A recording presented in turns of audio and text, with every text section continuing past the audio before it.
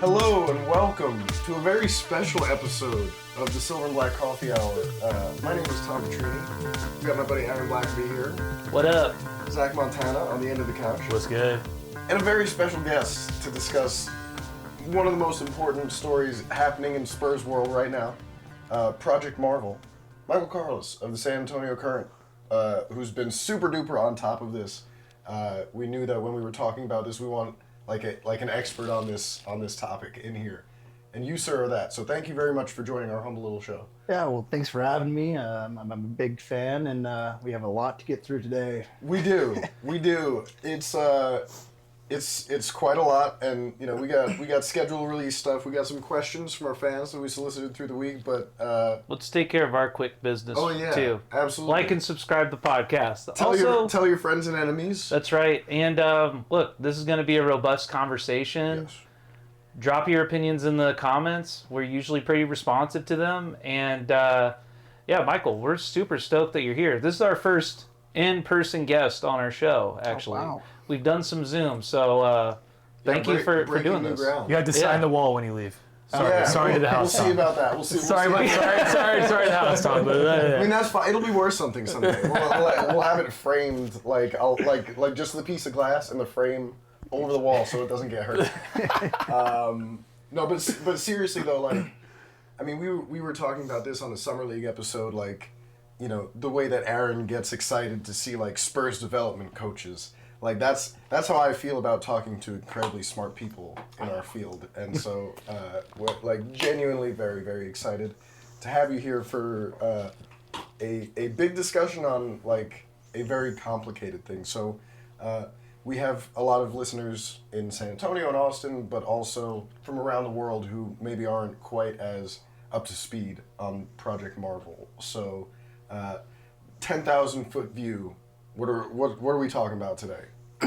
Oh, you want me to start from the beginning? Yes. It's been beginning of time. Quite a saga. The Big in San Bang Theory. Antonio. Yeah. So yeah, last November, there was a presentation at City Hall, and it was about this concept called Project Marvel. And what it was going to be, or what it could be, is a total redevelopment of Hemisfair Park in downtown San Antonio. It's anchored by a new Spurs arena, which could cost somewhere between $1.3 to $1.5 billion. But the whole project also includes an expanded convention center, a renovated Alamo Dome, a new concert venue, shops, retail, and maybe a land bridge between the Alamo Dome and Hemisphere. So it's a very big Willy Wonka-esque project, right? So it brings us to today. What we're discussing today, or what the city's discussing today, is just the Spurs Arena. That is step one in this broader, grand scale project.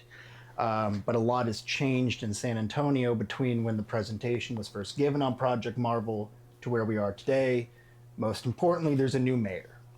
And the mayor, the new one, Mayor Gina Ortiz Jones, has a lot more questions than the previous mayor and the previous city council did. So that's about where we're at today.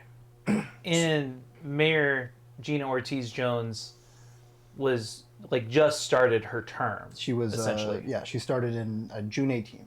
And the previous administration, how long were they? Like Nuremberg, how long was he mayor from San Antonio? Ron Nuremberg was mayor since 2017.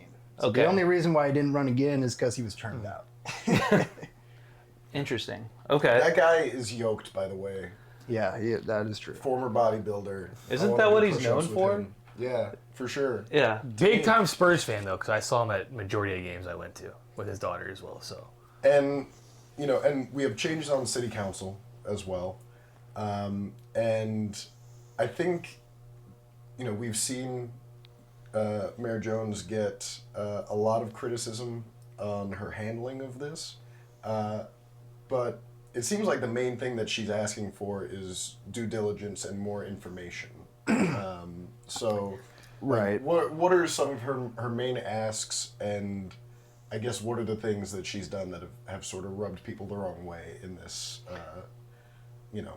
exchange of ideas, I suppose? So, right. So, like I said, she started in June. And then obviously council went into recess and they came back in mid-July. For whatever reason, the city manager, Eric Walsh, has created this artificial deadline where a term sheet, a non-binding term sheet, but just for the viewers to know, is like the first step to signing a contract. It's not binding, but it's a way for both parties involved in negotiations to lay out their terms, what they want, what they don't want. Just put it down in purple crayon.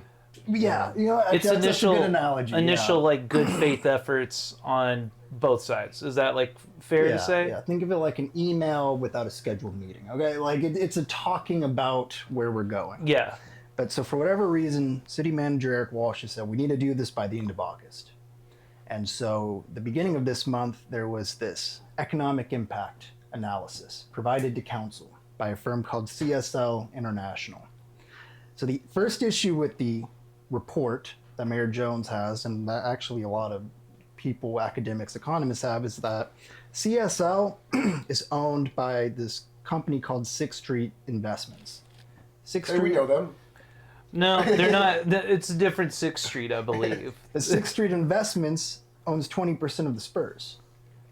So to call that an unbiased economic impact report is a little hazy. Sure. Not only that, the report that was given to the city of San Antonio for the entirety of Project Marvel, a $4 billion sports and entertainment complex, the report was only 22 pages long. For comparison, the same company, CSL International, did a report for the city of Philadelphia for a new 76ers arena. That was just one NBA arena. That report was over 100 pages long. So, Mayor Jones says, I think this is kind of BS, or at least a little shady. I want a second report done. And one other problem with it that I think anybody can look at and see and be like, yeah, that's a problem, is the report, in terms of the economic impact, it just sort of takes the Spurs, word for it on it. So the Spurs had their own report on it, and they were like, yeah, that seems like a good number. Yeah, that was another really weird part about it, is that they didn't actually analyze the arena.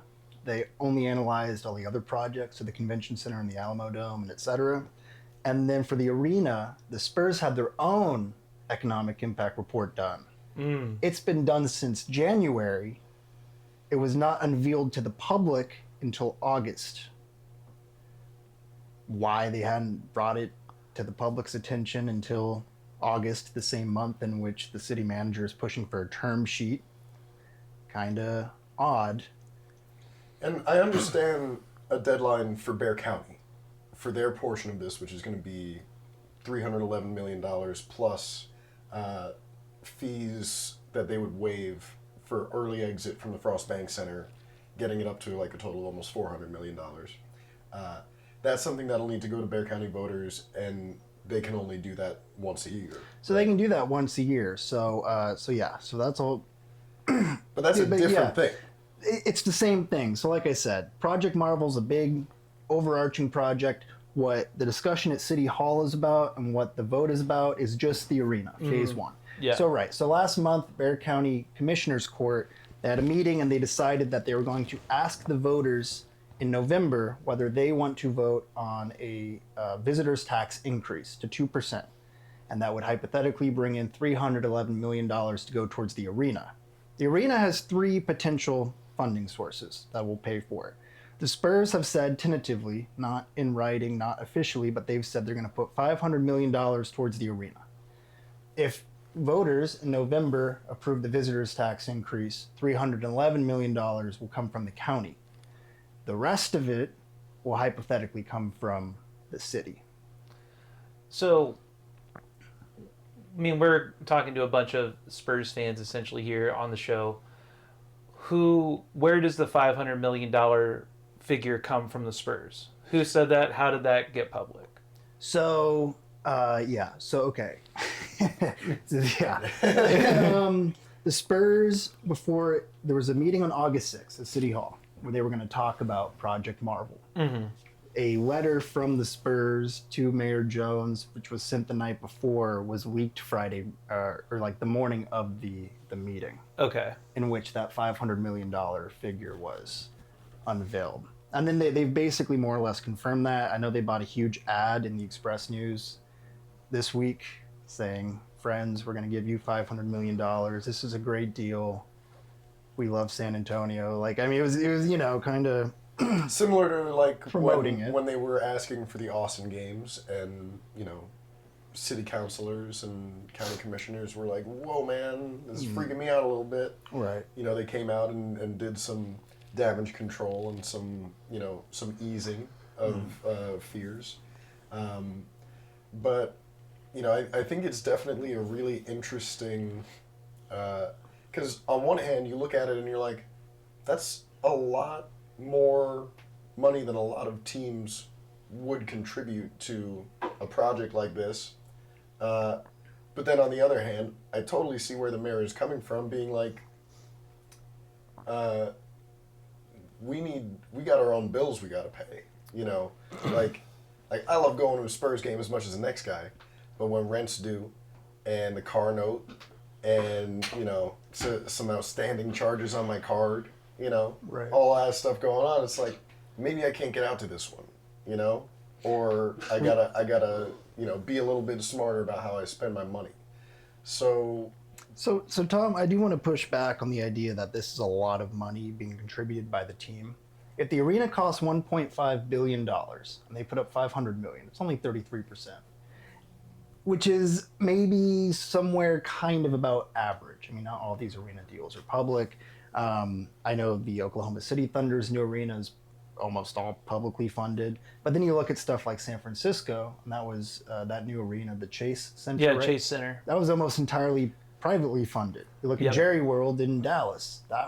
He financed that project. Intuit Dome, Steve Ballmer. That was private. LA Yeah, Clippers. that's exactly right. and Yeah, so, my question to this is, I get where you're getting on that end.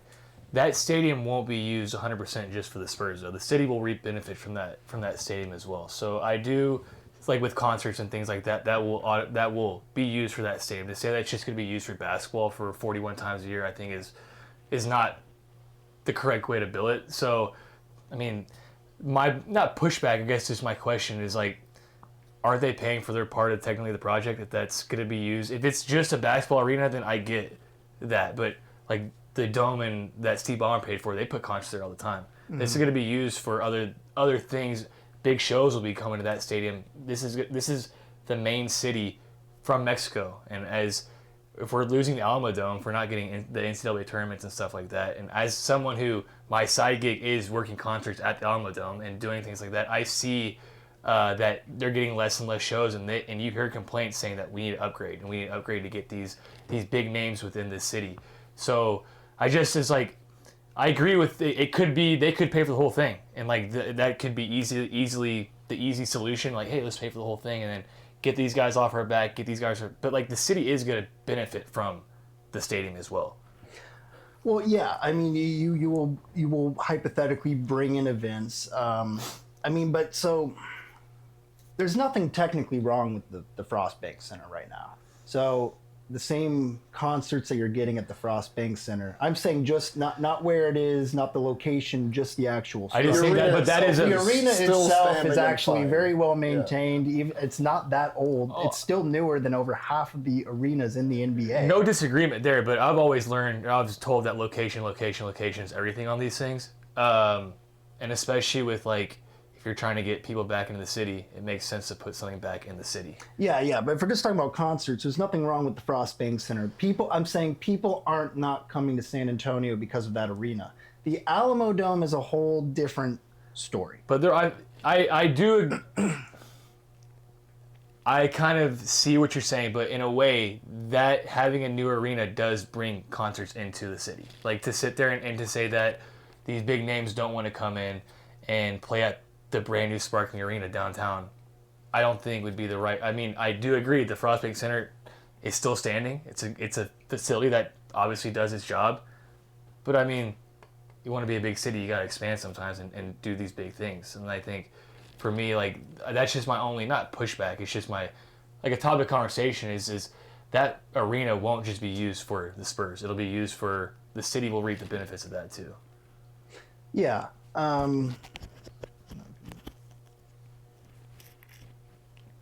Got you. We'll cut that out. Yeah, that's on me. No, that's just my only I wouldn't even say pushback, just like a topic of conversation. Just like I get that these other owners, Steve Ballmer, got a ton of money, and the Holtz don't have the money that Steve Ballmer has. Obviously, the group has money like that, but I think that's just a very unique situation. And I don't know. That's just my only topic of conversation. I want to be like, hey, like this will be used for. This act like the city's not going to benefit from this as well as. I want to get your thoughts on just sort of the economic impact of the arena stuff, and then I want to talk sort of about that, the ownership and what's reasonable to expect from the Holtz and the rest of the ownership group, and how all of this money is going to work, because classic billionaire stuff. One thing that billionaires are really good at is OPM, man. Other people's money, So I sort of got more specific questions on where that money is going to come from and how it's all going to play out. But just first, your thoughts on the argument that, if you build it, they will come, and not the way they didn't come to the east side, to an arena that is beset on all sides by parking lots and warehouses and a golf course. And an industrial park with the Coca-Cola plant that you're never going to get out of the way. Yeah. So, this is a great question. What is the proposed economic impact of Project Marvel? I sat at City Hall a couple weeks ago for hours and listening to every person, every Chamber of Commerce member stand there and say, well, if we do this one thing, if we build this basketball arena and expand the convention center, we will be just like Austin or Dallas, and these companies will relocate to San Antonio, and we'll finally be there. That is a bad faith argument. Okay, I want a list of all the Fortune 500 companies that relocate to San Antonio because he built a new basketball arena. Also, the idea that it'll be a tourist attraction. Have you ever traveled to a city just to see an arena? There's 3 that are tourist attractions. The arena itself. There's 3 in this country, 3 stadiums that you could say are tourist attractions. I will say the reason they want to build it in that area is because the tourist attractions are around it. I think that for me is the way I look at it. Is the Spurs started at the Hemisphere. That's where the original Hemisphere Arena. I was coincidentally at the last game. Showing my age right now, but I was there.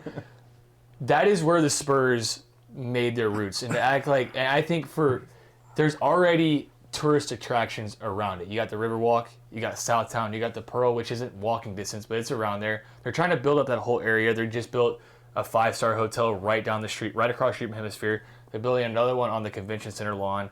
They're trying to revamp this area for a reason. I use it a good example is like the NCAA tournament. When they bring it for the basketball, and the city brought in a bunch of money. They say how it's the best.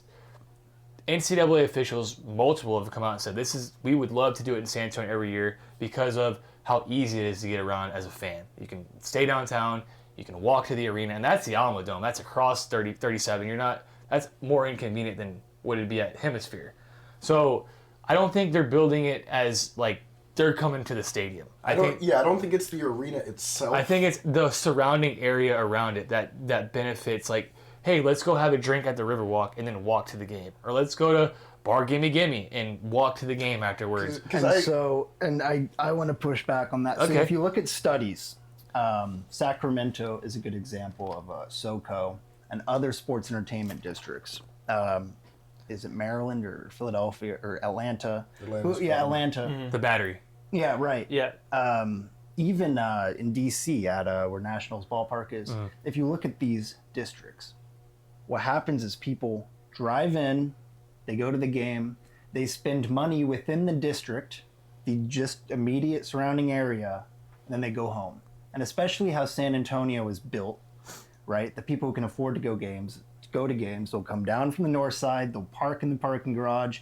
They might spend money outside the arena just in the immediate vicinity, which would mostly be corporations, like I don't know, ESPN Sports Bar, whatever they put in there. They'll go to the game, might get a drink after at the bar right there. And Gotta let go people home. leave anyway. So I'm go saying grab the idea that it's going to help local businesses, which I would love for it to do, the data isn't there to support that. I mean, Are there- are there people that are going to park in Southtown, hang out there for a bit, and then walk all the way to the arena? There might be, but I would say the vast majority of the people that attend games are not going to hang out downtown before or after the game. So I have a question to that, because that is typically true. You know, I'm originally from Corpus Christi. They built Whataburger Field, and it's in this weird shipyard.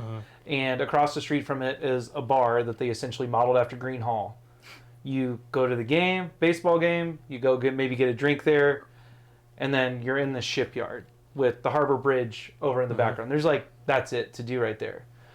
So I hear that argument. Have there been any models or economic models that show, okay, the majority of foot traffic, the majority of, consumer spending is immediately around the arena. Is there any way that those funds then get dispersed out into like better economic benefit outside of that immediate area? And so that's, I mean, it's kind of what the mayor's arguing with, or Okay. advocating for. She wants a revenue sharing agreement with the Spurs so that money that's made from the games, merchandise sales from inside the district, the city can recoup some of that to put into some other programs. The other thing is that, I mean, the most direct benefit would be property taxes or sales taxes, right? That are spent in there. Uh-huh. But Yeah. as far as economic development, which I believe is more like job creation Right. and economic mobility, jobs that create economic mobility.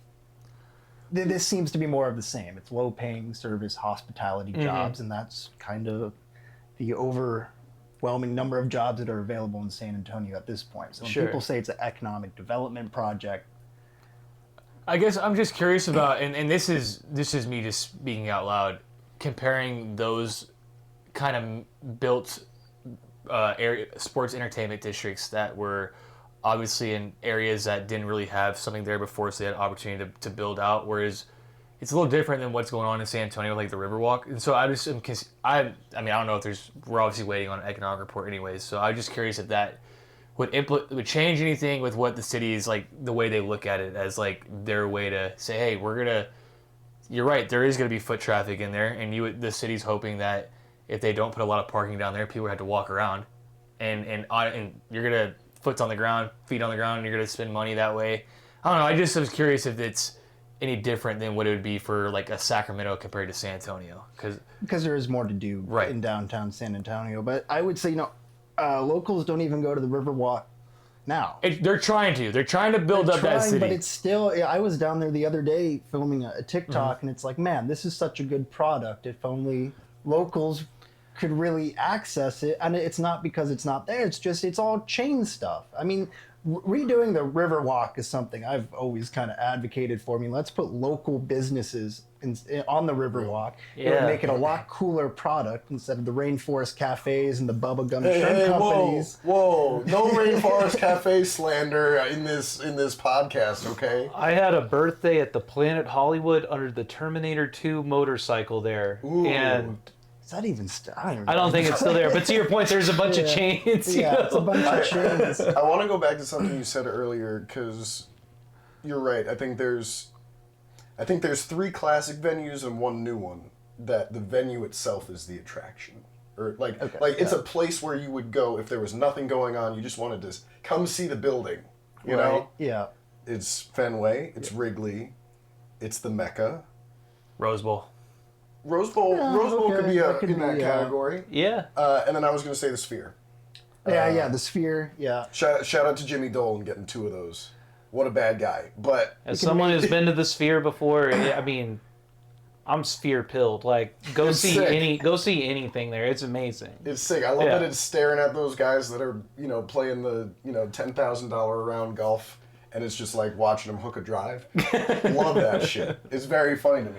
But I think one thing that we have to consider, I think we're at a new record for the longest we've gotten into an episode of the Silver and Black Coffee Hour without mentioning Victor Wembanyama, right? Okay. And the sort of box office effect, like we see it with the schedule release with the national TV games. we see the people who do travel to, see the Spurs, and we know how global the Spurs fan base is. If you're a Spurs fan who lives in France or, Japan or wherever, Philippines now. you gotta fly across the world to go see the Spurs.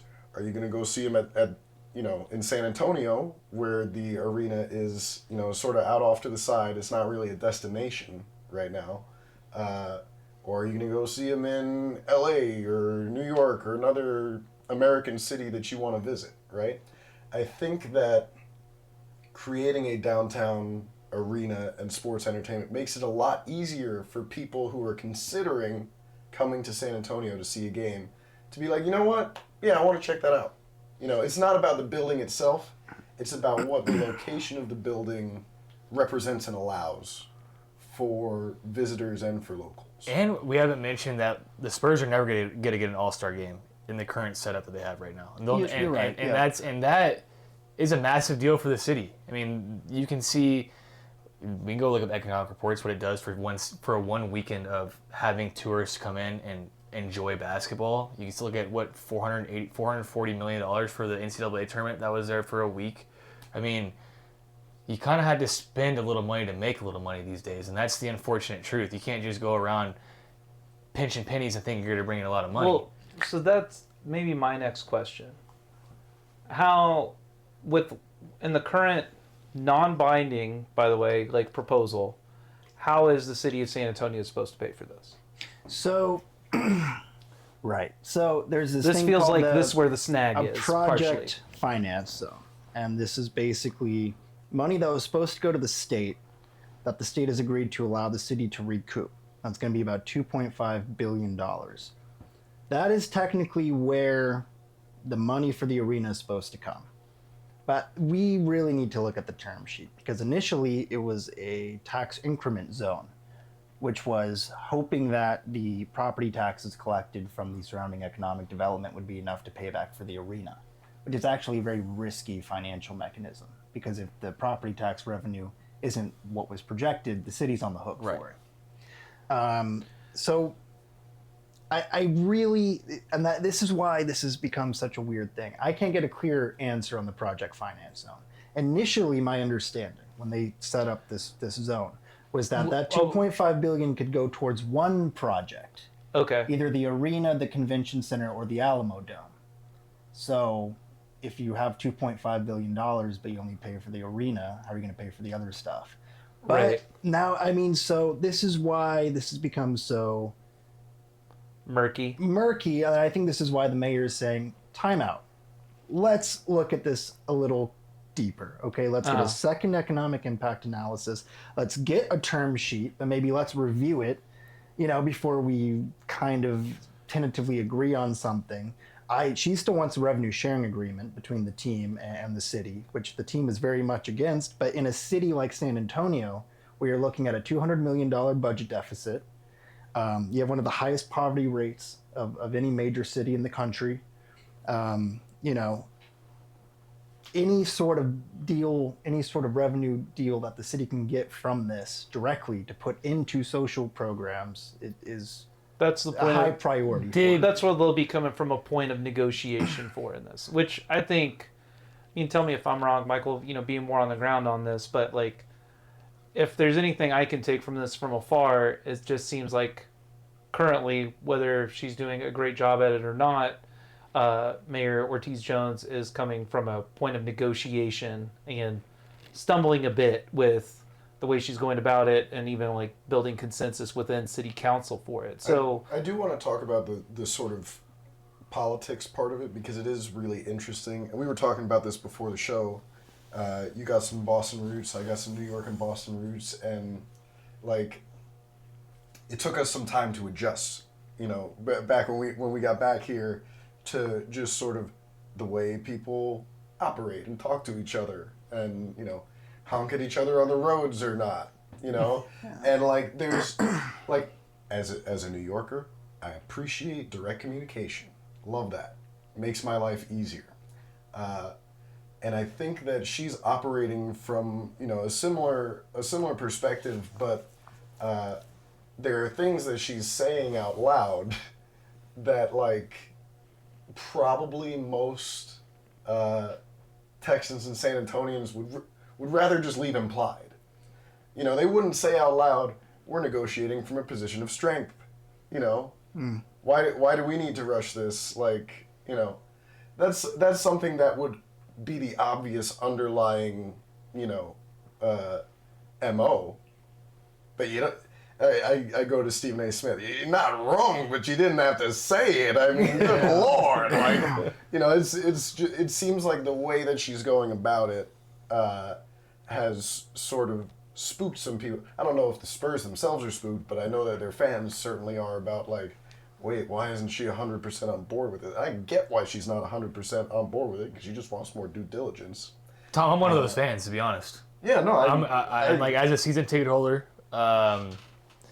you know, I think it could be worded a little differently. And I think that's just where I could receive it and understand it a little better. Whereas, like, it doesn't come off as brash and really just, like... It's not, she's not talking like, we're going to work together on this, you know, with our very important partner in the city of San Antonio, the Spurs. It's, we're going to get the best deal for San Antonio that we can. And I get that. That's her job. 1,000%. But we also got to remember the San Antonio Spurs have been a major part in this city for 50 years. And sometimes you got to be a little sneakier about doing your job. And Tom and Zach, I think you guys really hit the nail on the head there. You know, she isn't selling this as we're going to work together as a team to come up with the best deal for all of us. She's turned it, her rhetoric has turned it into it's a us versus them. They're trying to screw us and I'm going to war. And in San Antonio, which is a slower, what did the Spurs do to us? Yeah, I mean, the Spurs are like a pillar of the community. 5 championships in, 15 years, a dynasty, one of the greatest coaches of all time. They paint murals. The city's full of murals of players. Of Spurs. And of Spurs, yes. If you did a popularity, like, poll, like... It's all Spurs. Who do you have a high opinion of? And, like, you know... I don't think Spurs. I don't think there's anybody in the city that is, you know, coming out on top over the San Antonio Spurs. Yeah, I mean, HEB does the commercials with them. I mean, they are San Antonio. And so I think where this disconnect between Mayor Jones and the council, because if the viewers are unaware, the council is completely against Mayor Jones's idea of a quote-unquote strategic pause or a second economic impact analysis. They just want it done. I don't think it's because what she's saying isn't fair and isn't valid. I think it's the way in which she's saying it, in which if I'm a council member, I don't want to look like the bad guy. I don't want to look like I'm going to war with the San Antonio Spurs. I want to look like I'm appreciative for everything that the team's done for the city. So regardless of how good a point you're making, Mayor Jones, I am not going to go with you. You know, oh my bad, you're good. Oh, and it sounds like, Michael, I mean, just if no one has, like, read your reporting on this, you are cranking out the reports on this. And, you know, this week as, you know, the internet rhetoric of it really heated up, I definitely leaned on a lot of your reporting for this. So it sounds like from this, though, and to your point of, like, the way she is talking about is not being received well, is that the inner politics within city council, which remind people in San Antonio and Austin are very similar in their government setup. Just because she has a mayor title does not mean it's my way or the highway mayor. That's not the way it's done. It's essentially an extra city council seat. We have the same thing in Austin. It's not the strongest mayoralship. And so within these inner political conversations that she seems to not be having with her colleagues, there seems, in my opinion, that people are going more against her out of spite and being like, hey, you're not even bothering to get my consensus on this yet. And to your point, like, she would be doing herself a bit of favor if she did a little bit more of the good old Texas handshaking, you know, and kind of talking it out. Is that, like, kind of a fair analysis of that? That's a great analysis, because the interesting part is this Project Marvel term sheet thing. This is just the latest of several missteps that have happened. Remember, she's only been in office for 2 months. Yeah. Which is the crazy part. Well, yeah, she just, I mean, if the viewers don't know much about Gina Ortiz Jones, I mean, she was basically a DC bureaucrat. She's from San Antonio, but she's been educated in the Northeast. She's been in the Northeast for the vast majority of her career, if not her life at this point. She was the former U.S. Undersecretary of the Air Force, which is a very different type of position than a mayor of a major U.S. city. I mean, an Undersecretary of the U.S. Air Force, you say something and it gets done. Right. No questions asked. And like you were saying, San Antonio and Austin have very weak mayors, where it's basically just a title, but you're really nothing more than another council member. Right. And so her first week in office, she goes in there and changes how council consideration requests are brought before the dais, which we don't have to get too deep into it, but what she did was made it very hard for her colleagues on council to bring their ideas for local ordinances up for public discussion. Now that actually got killed because there was basically a revolt on council. So everybody, that motion was eliminated. It's a little bit like, week. you just got here. What the fuck? Well, that's kind of what Councilman Mark White basically said that. He said, can we just stick around for 6 months and learn how things work? And then maybe circle back and you can have some input on. That's basically what he said. It's not a job you want to get into and start doing the I didn't know you couldn't do that. Well, you would think she would know these things, but when she signed up for the job... I think a lot of it is the team she's built around her. Well, she has no background in civic politics, so she probably doesn't know. Like, she I probably think thought it's been very obvious. She thought she was rolling in and be Donald Trump signing executive orders left and right. That's kind of how she's ruling, and people are saying that's not how it works. Well, even to the strategic pause, right? She, was like, I don't know if even executive order is like the correct term, but it was like, I just want to do this, and then the council was like, you didn't talk to us again about this. Well, they were like, well, you can't vote on this because this is a B session, not an A session. Wasn't on the agenda. Okay. So she just came in and said that. She wrote her own agenda? Yeah, clearly did not have the support of council and clearly hadn't consulted the rest of council. There's a lot of council members. Usually when you become mayor, do some statesmanship, right? You go get dinner with all of them individually, get to know them, get to know where they stand on policies. A lot of them haven't even heard from her, and the ones that have maybe heard from her once or twice.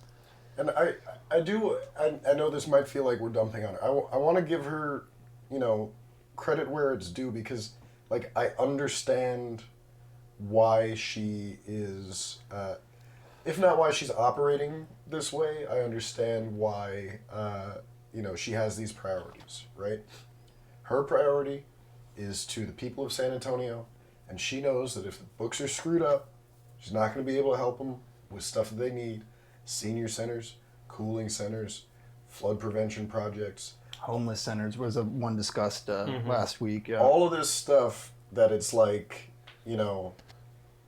there's plenty of people in San Antonio that can't afford to go to a Spurs game or a concert. That, won't see the direct impact of this just because they're living in a city that's got the Spurs, right? She's got a responsibility to all San Antonians.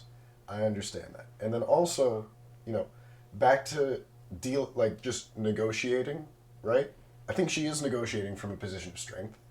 And I think that in a negotiation, I had a buddy, he'd been doing really well at work, and he was up for a promotion, right? And so I asked him, how he was going to play it. And he was basically like, oh, whatever the first offer is, I'm saying no.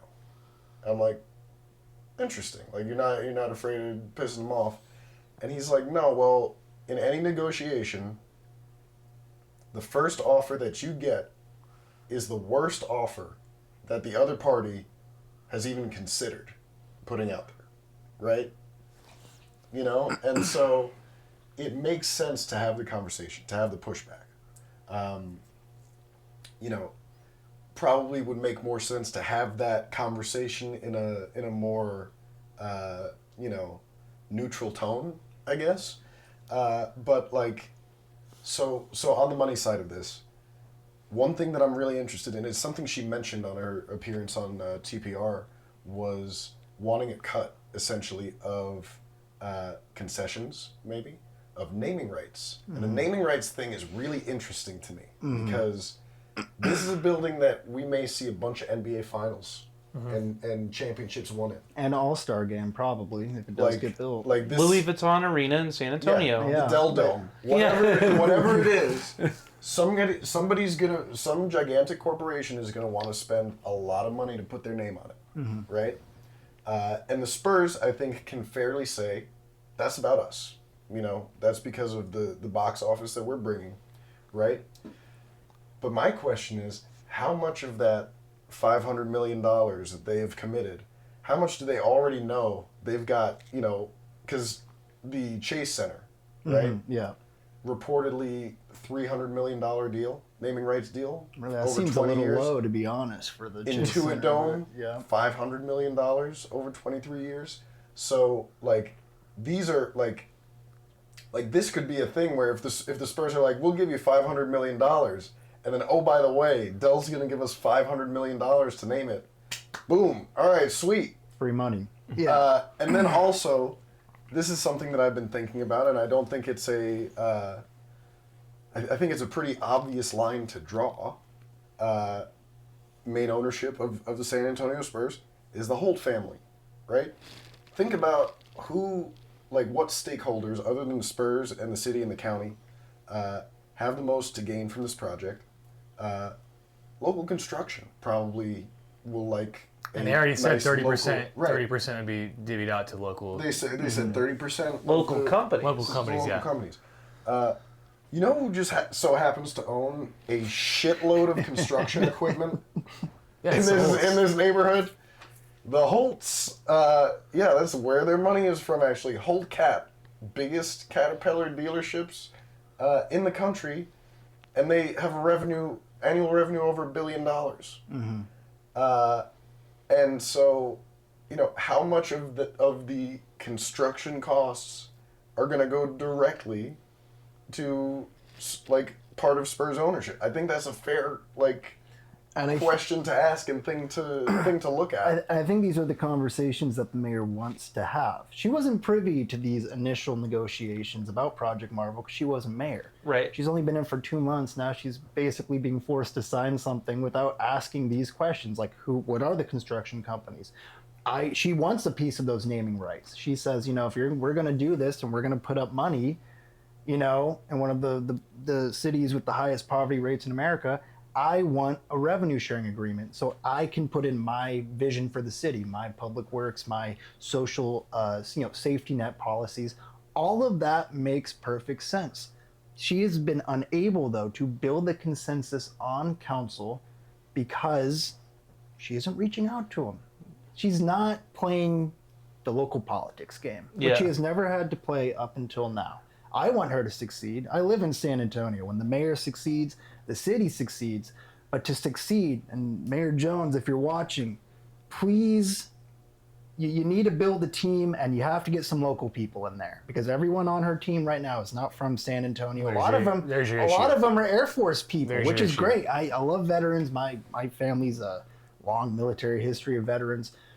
But San Antonio, But get San Antonio. it works like kind of an old boys club. You got the Nelson Wolfs. You got these old characters who've run the county and the city for years. So go get one of their old chief of staffs and and start working. Yeah, that's how you got to do it. I'm not saying it's right or wrong, but that's just how things work. And if you're going to be a politician, you got to play the game. If you want to play the game, Mayor, you got to learn to play What you got, it right. Zach? Let me ask a question. You mentioned something about the term sheet and Eric Walsh wanting to get it through. I didn't have a chance to chime in when y'all were talking about this. And her second economic report, I was reading something that they're concerned that the second economic report won't come out until after the November voting for. So is that for you? I think for me that's a concern because you're not going to get the information that you supposedly want to get to the community before this vote. How do you navigate that? Because for me, it just comes off as like you're trying to delay it, and this is your way to delay it, and not to give people the correct information or the I guess the right way to, I don't know the right way to word it, but it just seems like she's trying to delay it that way where they're just not going to know what's going on until after the vote. Like, oh, by the way, here's my report in December. It's like, no, we needed that last month, actually. Yeah. So I want to say, just for the record for everyone, Mayor Jones has never said she's against Project Marvel. Right. Never said. She has never said she does not want the arena. She's never said she's a Lakers fan. Okay. She has never said she's against the Spurs or Project Marvel. So back to this vote in November. If the county, if it's approved, so remember, voters are going to get a chance to basically say yes or no to this. And the vote in November is for the tax rates for the hotel. That is for the tax rate increase for the visitors tax for the county's portion. You could do a second independent economic study. You could sign off on that this month.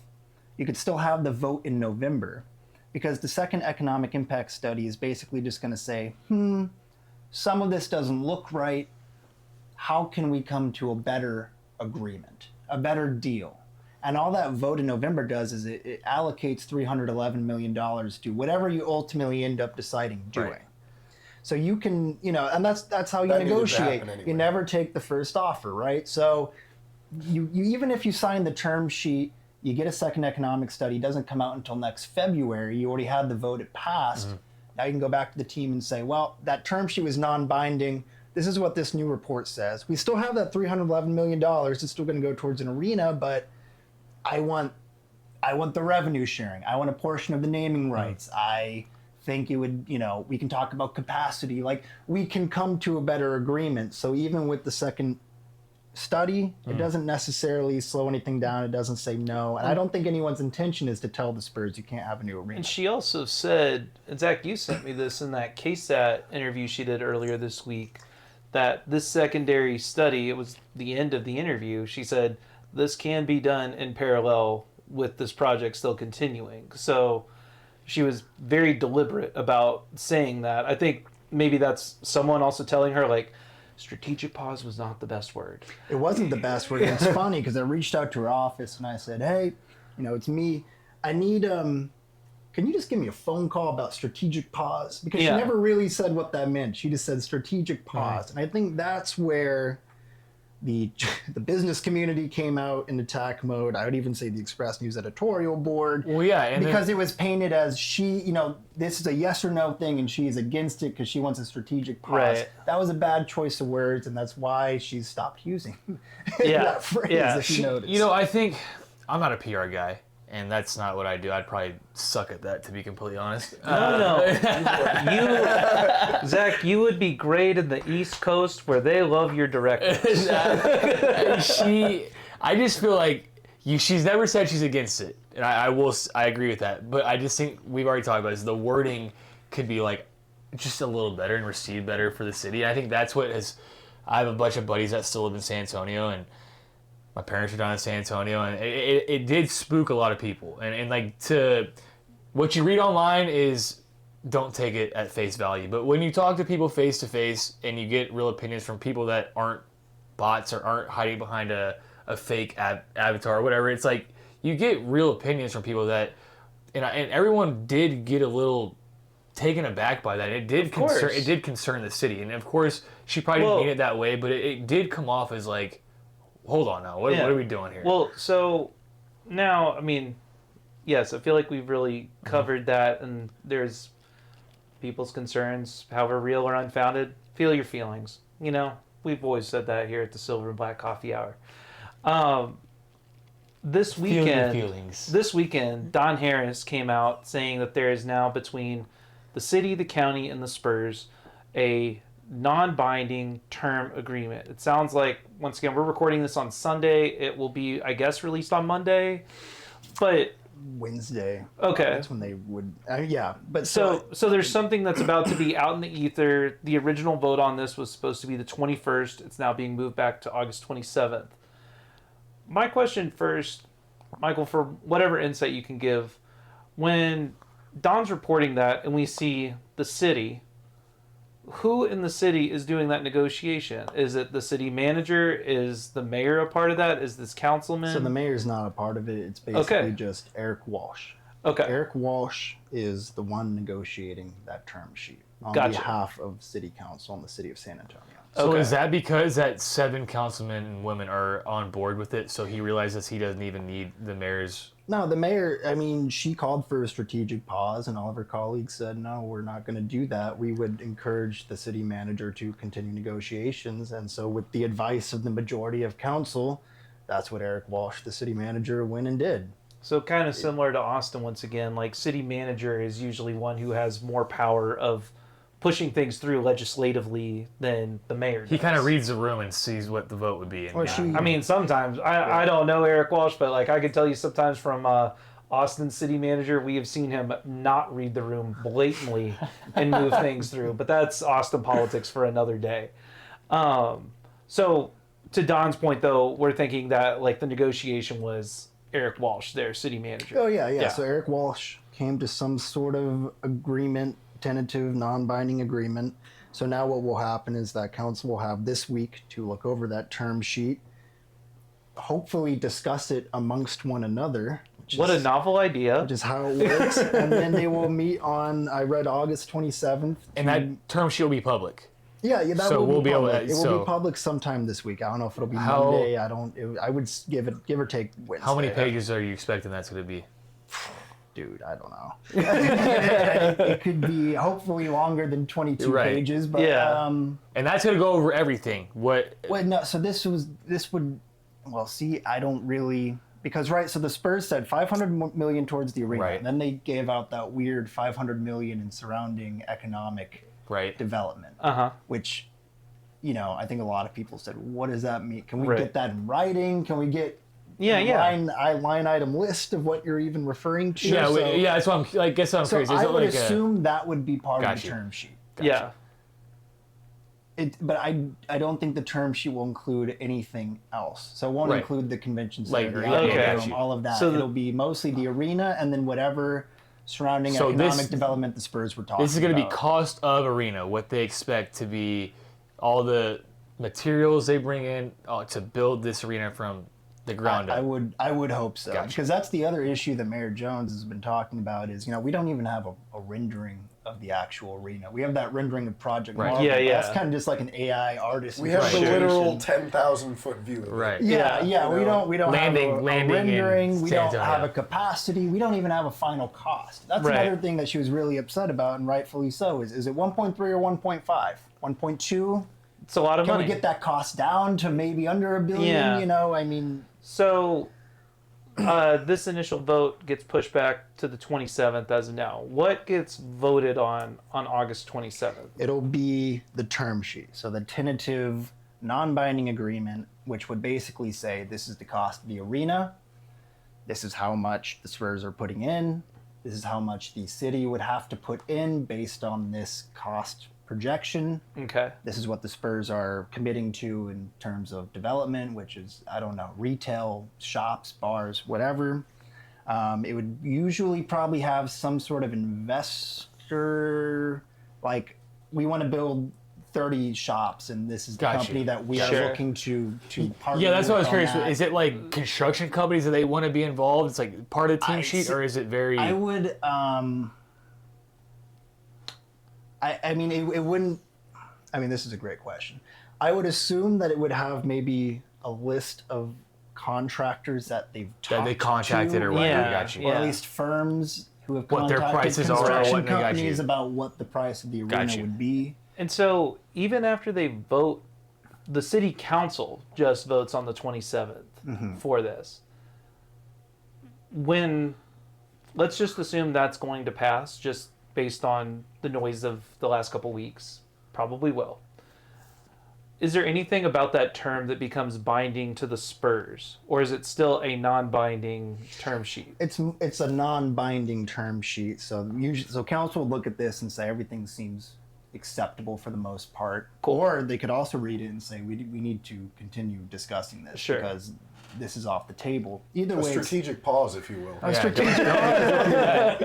Don't do that. But even if they vote on it, the voters still have to pass that November Right. visitor tax increase. And Edward Munguia, who's a new council member, made a very good point to clarify this during a council meeting this month. He asked if that vote fails, what happens? And the Spurs said, we start over. It's all, And then ripped up and we start over again. So it's that vote in November, and then the city is on the hook in May for the infrastructure. So, which and is- this is the big part and this is my issue when Mark White's on TV saying it's not going to cost taxpayers any money. It's 200. They're on the hook for $200 million. They're on the hook for $200 million, which is infrastructure improvements around Hemisfair. Now, some of these improvements were already going to be done. I think there was a SAW or a CPS cooling station that they wanted to move down there. Some of the projects were going to happen regardless, but it certainly wasn't a $200 million plus. And those $200 million can be used anywhere throughout the city too. It's not just like your boat on that boat. Because Mark was saying that I'm clarifying with you because he came out and said that because they asked that $200 million is just for the Spurs arena, or are you voting for how you're going to use that $200 million? So it's not for directly the Spurs arena. Right, it's for surrounding. But I mean, the most of it's going to go towards preparing that. Right. I think it's I-35. That right? nasty that stretch right there. Yeah. Stretch right there. A lot of that's going to go towards redoing on-ramps, maybe even expanding Cesar Chavez, which is the road off Hemisphere. Right. Like pipes, water. I mean, it's an infrastructure boring project. stuff. Yeah. Yes, but infrastructure mostly around Hemisphere. So, kind of to go off of this, because the nebulous nature of the $500 million to, local development stuff, like, I've got to put my cynic hat on all the time with this stuff, and it's like, what is... Yep. Yeah, this is pretty cynical. you know that. You remember what happened there. Shout out Eli Manning and David Tyree. But, you look at what that could possibly mean. Like, what's the most selfish thing that could possibly be? And it's probably like, related, profitable business. It might be saying, we're going to spend that money to put all of our businesses in there so that in this zone, we're the ones profiting off of it. Yeah, like $100 million pro shop or something. Yeah, and that, we're going to put the biggest and best bar you've ever seen. Airbnb hotel. Yeah. And I wouldn't be, that's what I'm expecting it to be, right? It's going to be something Spurs related or related to its ownership group. So, right, the co-founder of Airbnb is a Spurs owner. Yep. Sixth Street Investments has their hands in a whole bunch of stuff. I don't know their exact portfolio, but I'm sure there's a bar, restaurant somewhere in there, right? I'm sure they know some folks who would want to put their businesses in there. So when people say $500 million in surrounding economic it's not going to be the boring shit. It's not like they're building a school. They're building something that will somehow most likely help the team, the franchise, or at least the ownership. And they pledged another $60 million for, I guess, early child development. Yeah, we need way more detail. Yeah, so I saw that, and I just was curious at that. They gave you, like, you choose your own adventure, where it was like, it could have gone towards, early childhood development. Right. Actually, it was early childhood development and some, but that was the main talking point. Part of it had to do with daycare, I think, perhaps. Don't quote me on that part. It was very complicated. But I saw early childhood development was definitely like the main key point. Early childhood development, where the terms of that weren't totally defined. Mm-hmm. It was like a couple proposals that would cost about $60 million, which is great. I mean, that's like a community partner, and I think if we could hammer that out to something tangible, I think that's and that's something the city specifically asked for, and they came back and gave it to him, or was that something that they just was part of the deal? I think they just threw it in there because part of Mayor Jones's campaign was a lot about early childhood care, pre-K for SA, these types of programs. I don't think the city asked for it, but once again, that wasn't really well defined. Kind of like the economic development incentive package. Mm-hmm. It's like, oh well, that's interesting. I need that in writing in very defined, clear terms, which hopefully we will see in the term sheet this week. Well, Michael, I'm gonna ask you now the underlying existential question of the San Antonio Spurs with all of Project Marvel. Are our boys in trouble leaving San Antonio? Honestly, no. I mean, not in the slightest. And for whatever I think it comes from the strategic pause that Jones mentioned, and then all of a sudden it blew up into the Spurs are going to relocate if we don't get this signed by August 27th, which is a completely ridiculous notion that I would have liked to have just seen online on X, but no, there's some articles and some journalists, people in the media that are kind of promoting this, they're going to leave, which is funny because, right now we're in Austin. I was bopping around downtown yesterday. I said, hey, did you hear the Spurs might relocate to Austin? And they laughed. And then they said, well, it doesn't matter because I'm a Lakers fan.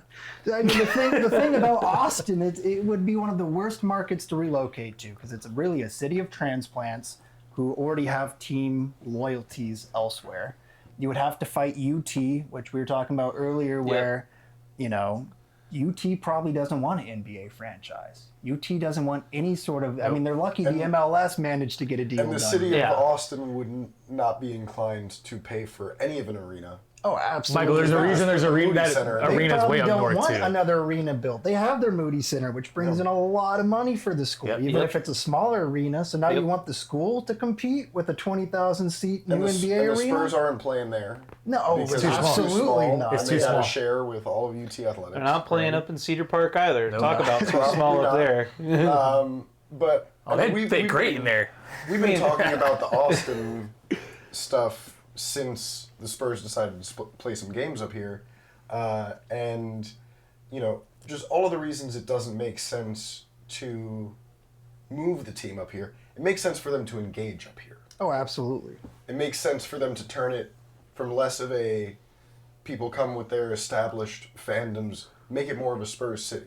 Absolutely wonderful goal for the team to have. And corporate sponsorships. If you can sell some boxes to Tesla or Indeed or whatever, I mean, great. That's where most of the revenue comes from, That's right. Selling luxury boxes. Sure. Yeah, and, you know, being where they are in San Antonio for as long as they've been in San Antonio, they're bedrock. They can't keep digging there. Yeah, I mean, you got to expand outward. And they've been looking at Monterey too, and that's a pretty affluent market with people with disposable income who are Spurs fans, who they've definitely been looking at. I mean, that was part of the Paris. That's part of the Paris trip Yeah. last year, and now they have Leisure as their corporate sponsor on their jersey. Like, they are, for whatever people want to call San Antonio a small town, even though it's the 7th largest city in America. Like, they are internationalizing their brand, and they are looking for other revenue sources. To your point, Tom, that like the corporate dollars in San Antonio are not necessarily there. Rack space can only give so much. Well, USA left. Yeah, USAA left.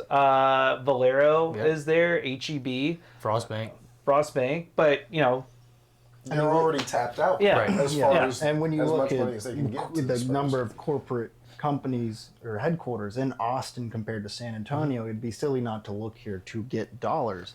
But right up the street. As far as moving here, though, you just spent $500 million on a training facility on the north side. Yeah. The best training facility in the It's nation. beautiful. I mean, it's like all timber, and then they have that Spurs Club, which is a dining and eating. They also have like the connected to it. medical stuff Yeah, out they there have their too. own hospital. Like, they're also going to start be doing more community events out there. Yeah. And teams that relocate, historically, they're kind of bum franchises, right? They're not teams that just won 5 championships in 2 decades, and not a team that just landed one of the greatest basketball prospects of our generation. Look, I think Shout out Brooklyn Nets. We saw you move from New Jersey across the river. I guess the one thing that, you know, I think that we just need to acknowledge that San Antonio always does, like everyone in San Antonio feels like a little brother compared to all the other big cities in Texas.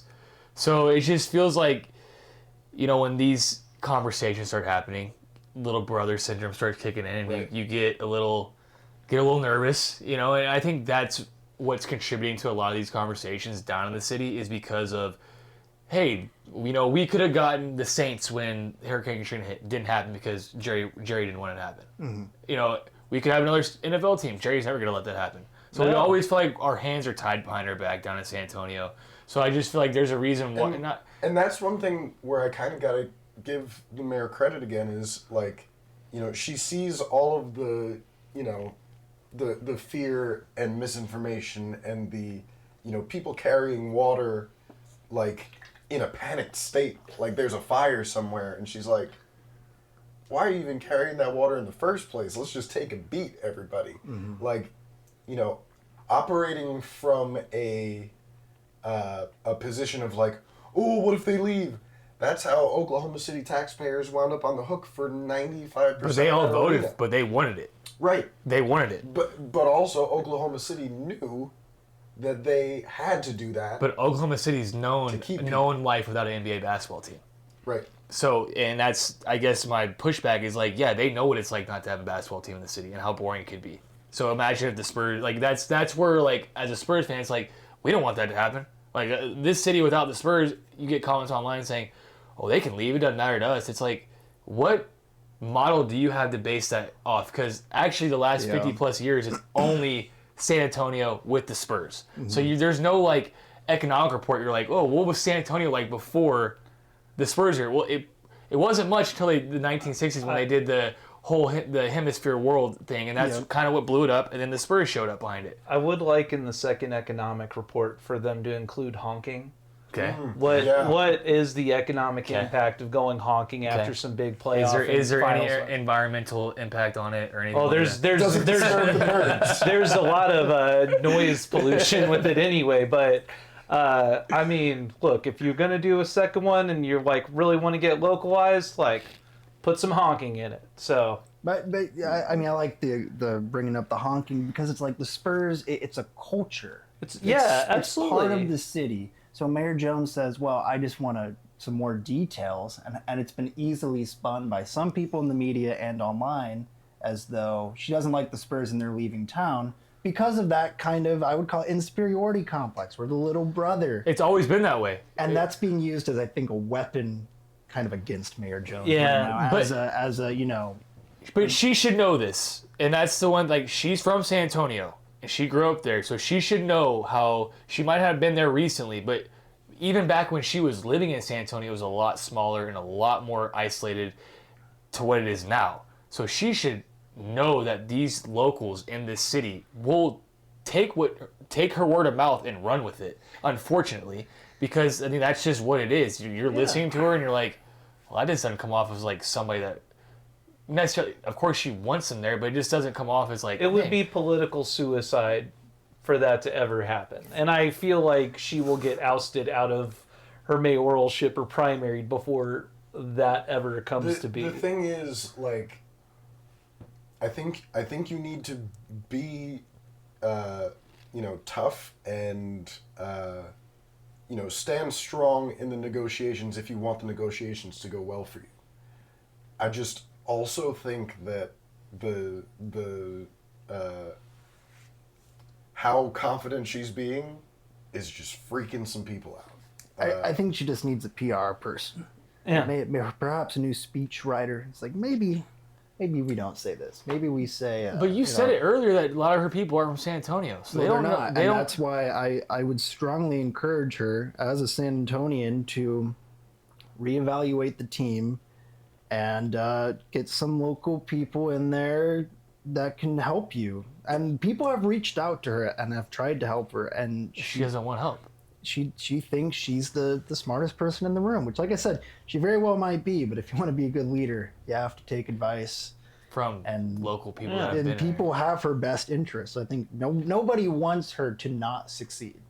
Well, right. A lot of people voted for this, so you want the mayor to succeed. Like that's of course. Of course. But To succeed, you gotta Build a expand, consensus. Build a consensus. Yeah. Learn how it works. Take advice. Implement it, and you'll be fine. Well, y'all, I feel like we've now hit on a lot of these points, and we are starting to circle a little bit with just talking about what she needs. So, is there any Project Marvel, any part of this that we haven't asked about that you're like, this is something that like not enough people are thinking about when it comes to I this will stuff? say one thing. So, the Project Marvel on its entire scale, right?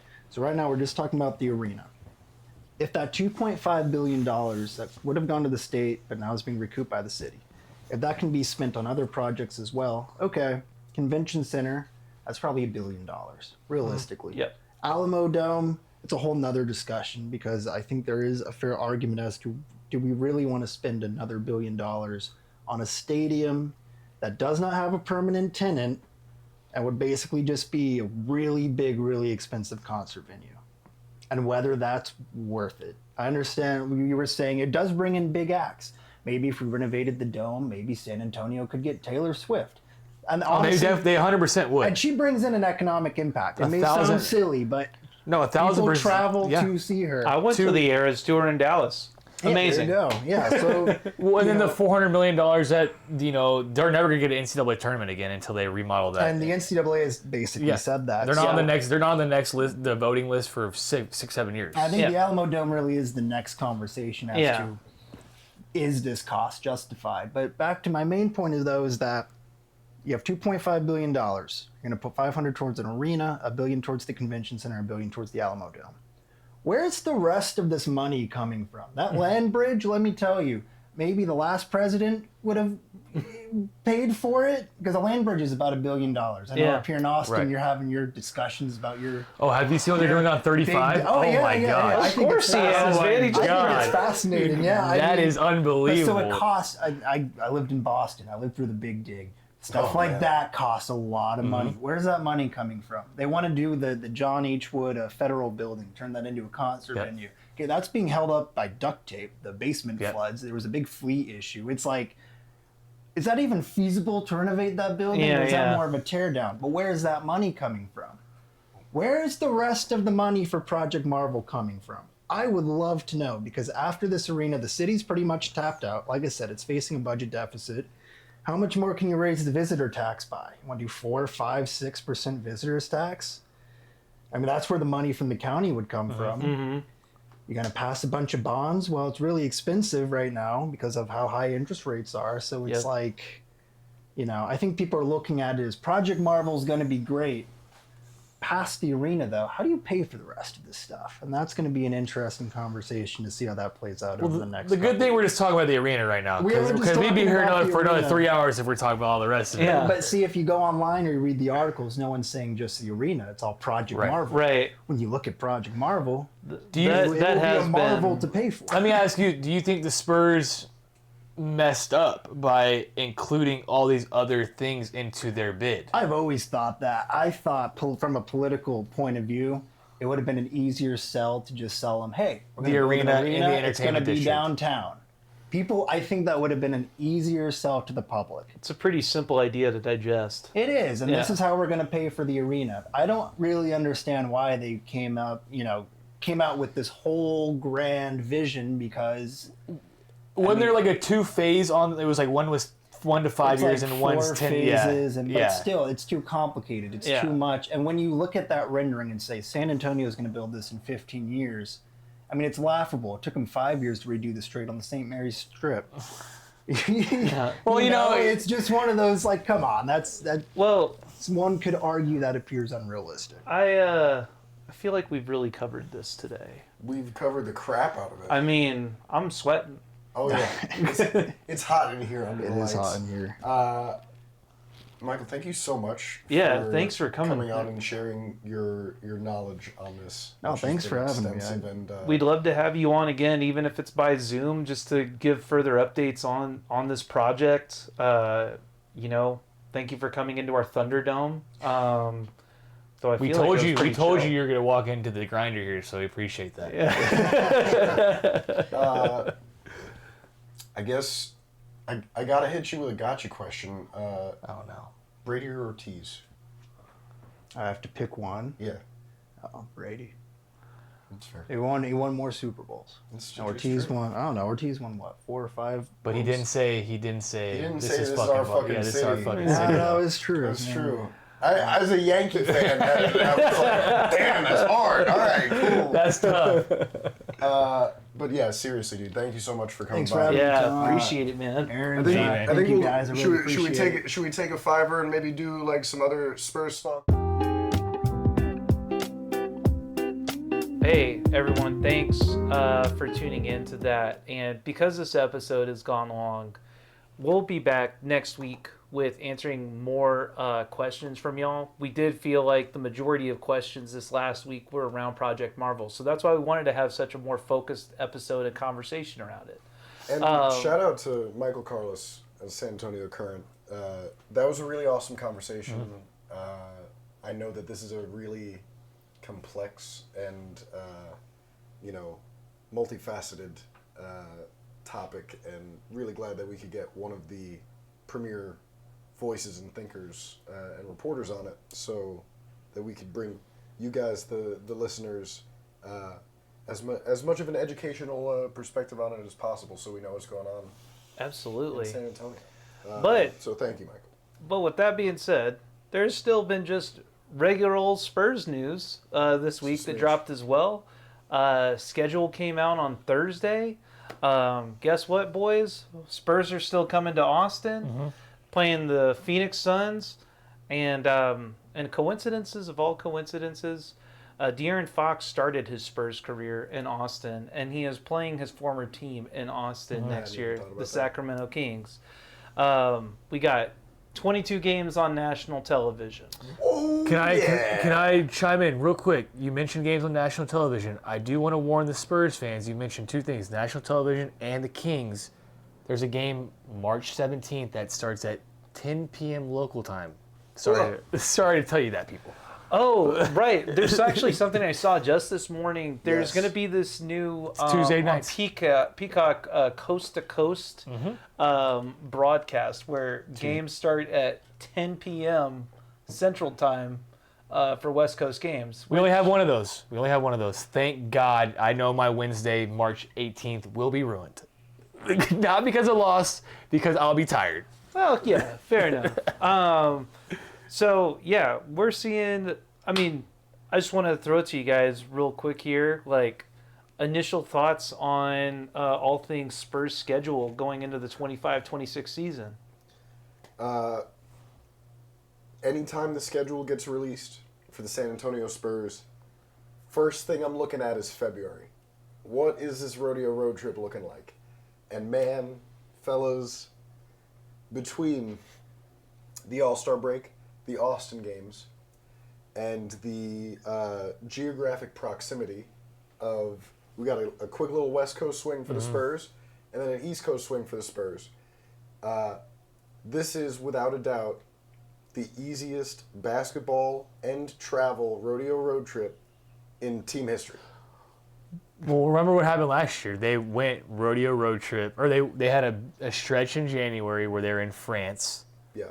And then they came back directly to the rodeo road trip pretty much. They traveled 20,000 miles? No, it was, I mean, zoom out further, Zach. They had that long week in New York. Oh, that's right. Then in January, LA Fires, they were stuck in LA. Then they had Paris. Then they went rodeo road trip. Yeah. I mean, so to that point, there is something very interesting in this schedule compared to last year's, especially. Last year we had one stretch where it was 5 games in a row on the road. That is not at all on this year's stretch. Our longest stretch of road games is 4.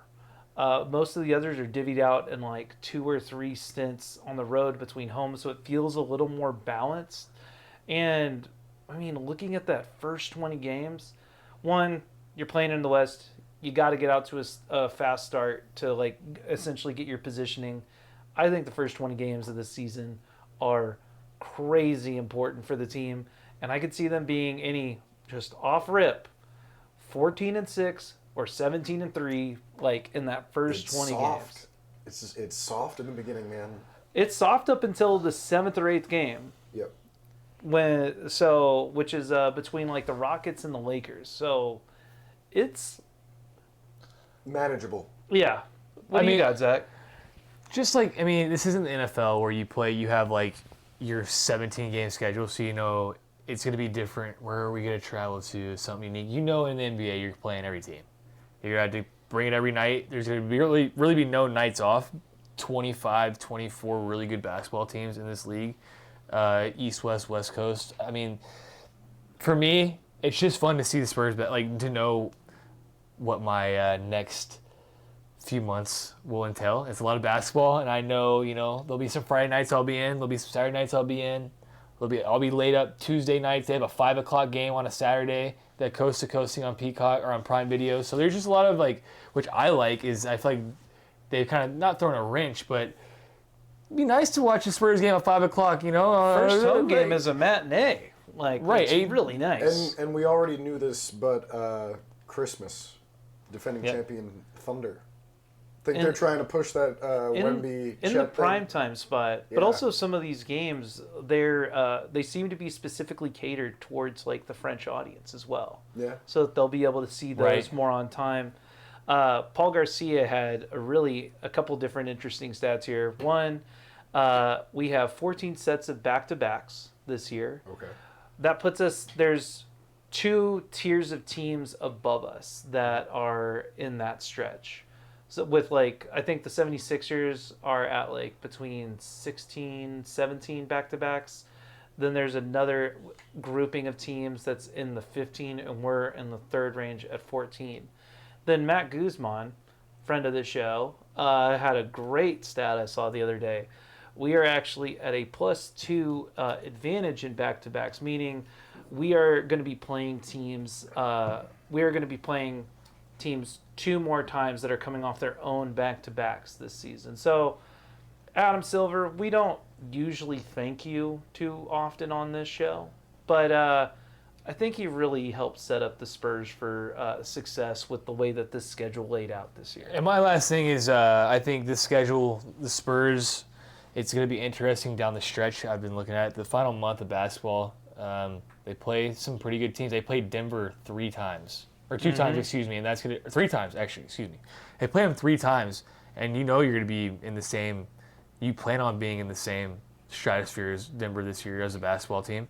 So, you know, those 3 games in the final month, that's a big deal. Jokic, Wemby, saving those, the NBA, saving those for the back end of the season where they know, like, the Spurs are going to be playing for stuff, the Nuggets be playing for stuff. They also have a 3-game stretch, Golden State, the Clippers, and Denver Nuggets, with like a week to go in the season. And I think that's going to be a crucial 3 games because you're going to be fighting for, I feel like, 2 of those teams are going to be in your same neck of the woods. As long as everybody's healthy, great barometer right before you go into the playoffs of what to expect, competition level, and then that sort of thing. They end with 4 home games at That's home. great.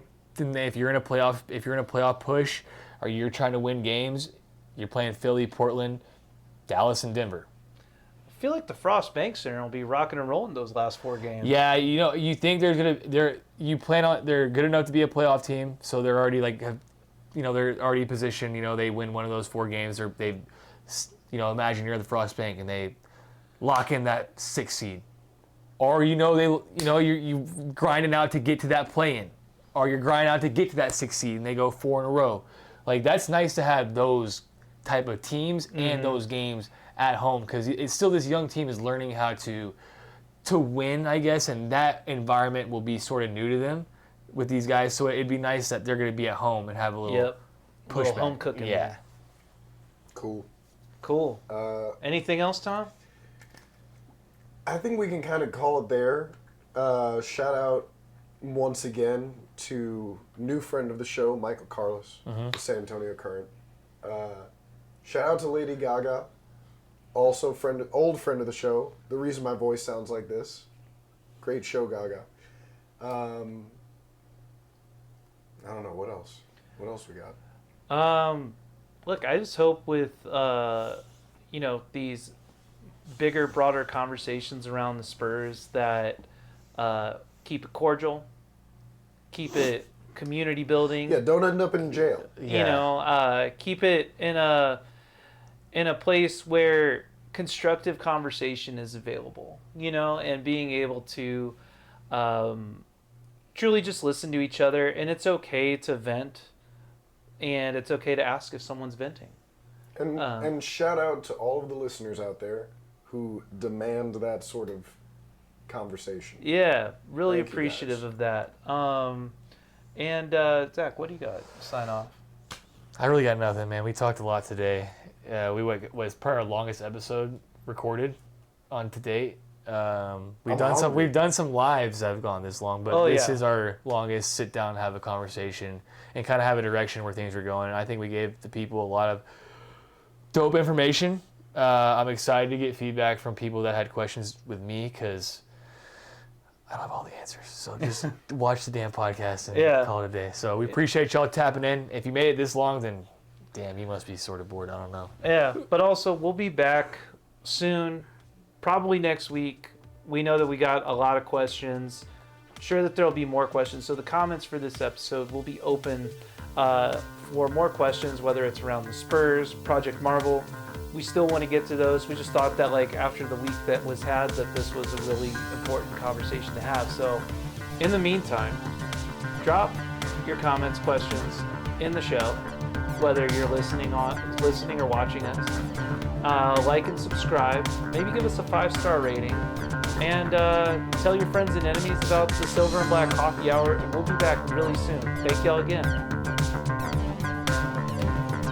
Sweet. Good show, everybody.